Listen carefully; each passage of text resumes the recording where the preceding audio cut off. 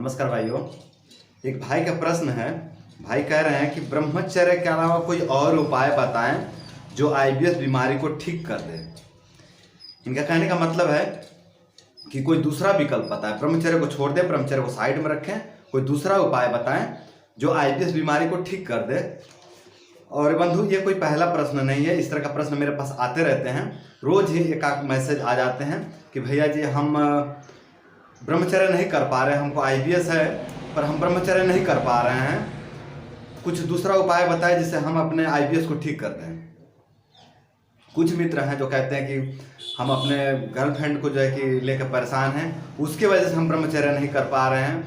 कुछ ऐसा उपाय बताएं जिससे हम अपने पेट को ठीक कर दें। बहुत कमजोरी रहता है, पेट में बहुत ज़्यादा गैस बनता है, आंव आता है, म्यूकस आता है, चिपचिपा शौच आता है, इस तरह की समस्याओं से हम परेशान हैं। तो कुछ हमको ऐसा उपाय बताइए जिससे हम ठीक हो जाए, ब्रह्मचर्य भी ना करना पड़े।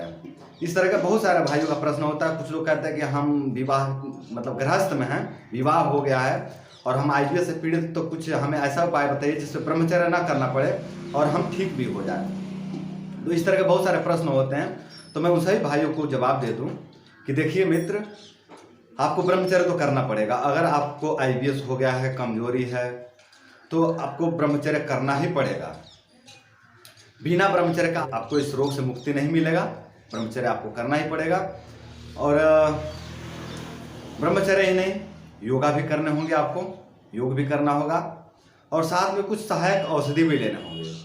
योग, आयुर्वेद और ब्रह्मचर्य, इन तीनों का ही आपको सहायता लेना पड़ेगा। एक के दम पर आप पूरी तरह से ठीक नहीं हो सकते।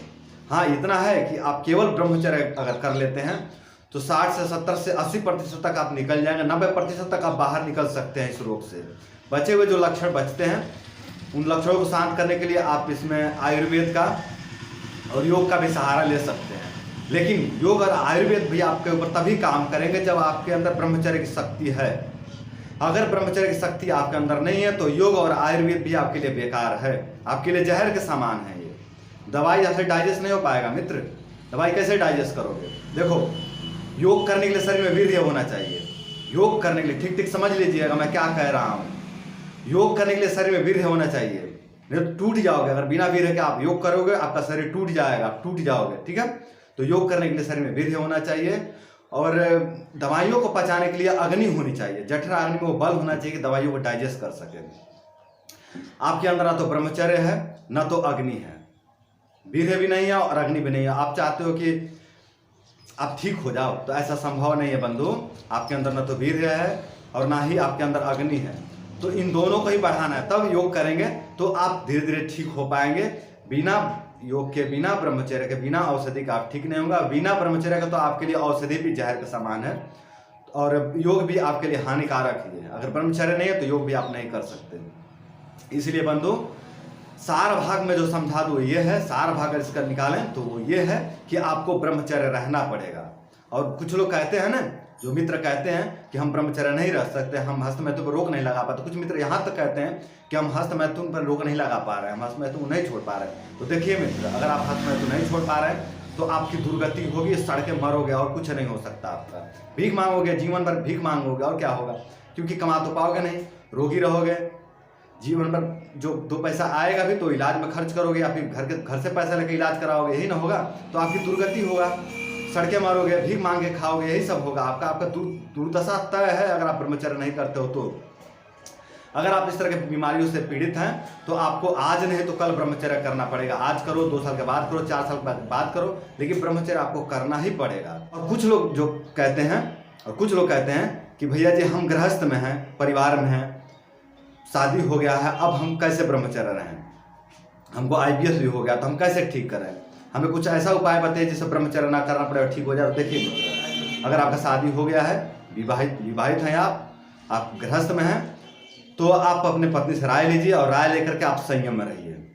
देखिए, ऐसा नहीं कि आपका पत्नी आपका साथ नहीं देंगी, जरूर साथ देंगी। मैं जानता हूँ अपने यहाँ की औरतों को, अपने यहाँ की जो औरतें हैं ना, आपको स्वस्थ रखने के लिए व्रत रखती हैं, बहुत सारे उपवास रखती हैं, अपने पति को स्वस्थ रखने के लिए बहुत सारे उपवास करती हैं, बहुत सारे व्रत करती हैं।